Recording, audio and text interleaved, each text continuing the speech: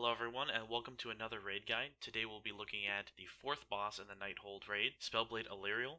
Like usual, I'll keep this nice and quick so you can get back to farming your artifact power. So here we go. This boss cycles through 3 phases, each one is attuned to a different mage spec, Frost, Fire, and Arcane. During each phase, she will apply a debuff from a respected mage spec and use 3 different spells that all have roughly the same effect in each phase. She will replicate, putting more debuffs throughout the raid, detonate, causing the debuff to explode on players leaving a void zone on the ground, and animate, spawning adds from each pool she leaves. The first phase you're going to deal with is Frost, which will apply Mark of Frost, which does AoE damage that ramps up over time. Players that get this need to move out of the raid and run into each other at a 4 to 6 stack to drop it and pass it to other players in the raid. Players getting the debuff need to continue to do that until it falls off completely.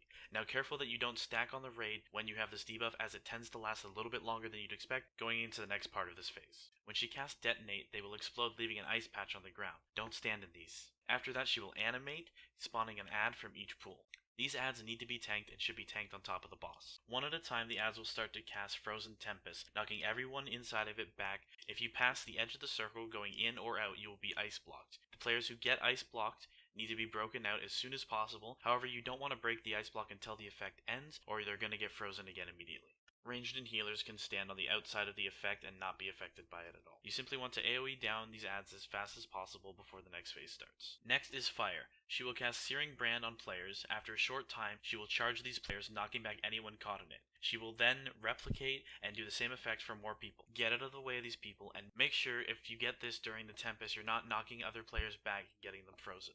When she detonates, it'll leave a puddle of fire on the ground. These are bad. Don't stand in them.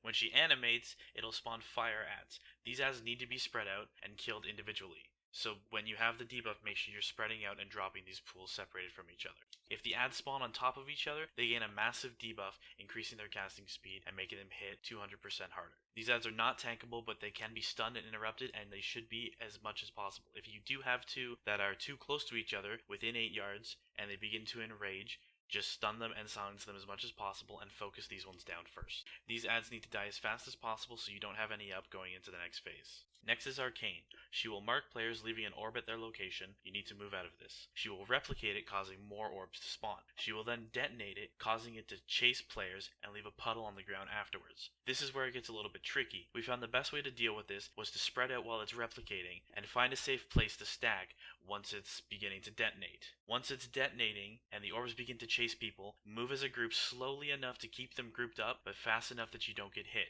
Use personal cooldowns if you can here. Like usual, you guessed it, she'll animate, spawning adds. The idea with this strategy is to have the adds as stacked as possible so you can AoE them all down. These adds are going to cast a spell called Armageddon, and it will kill you. So once the adds spawn, find the biggest group of them and AoE them down as fast as you can. If you have cooldowns, use them here. You can even lust here if you're having trouble with this part of the fight. We found that you didn't have to kill them all. If you killed 4 to 6 of them and used healer cooldowns, you were able to survive the explosion. After this, she'll go back to the Frost phase and you repeat the entire fight again. If you make it to the second Arcane adds, you're going to hit her enrage timer, so just focus her down or you're going to win. It is best to tank the boss on top of all of the adds during the fight, so you're always cleaving the boss. Have the tanks move the boss to the group of adds that has the most people hitting it. Last but not least is what the tanks have to watch out for. You're going to be watching out for a move called Annihilation. It's a frontal cone that does damage to both tanks and applying a debuff. Taunt it a 2-stack and don't tank this into your raid group.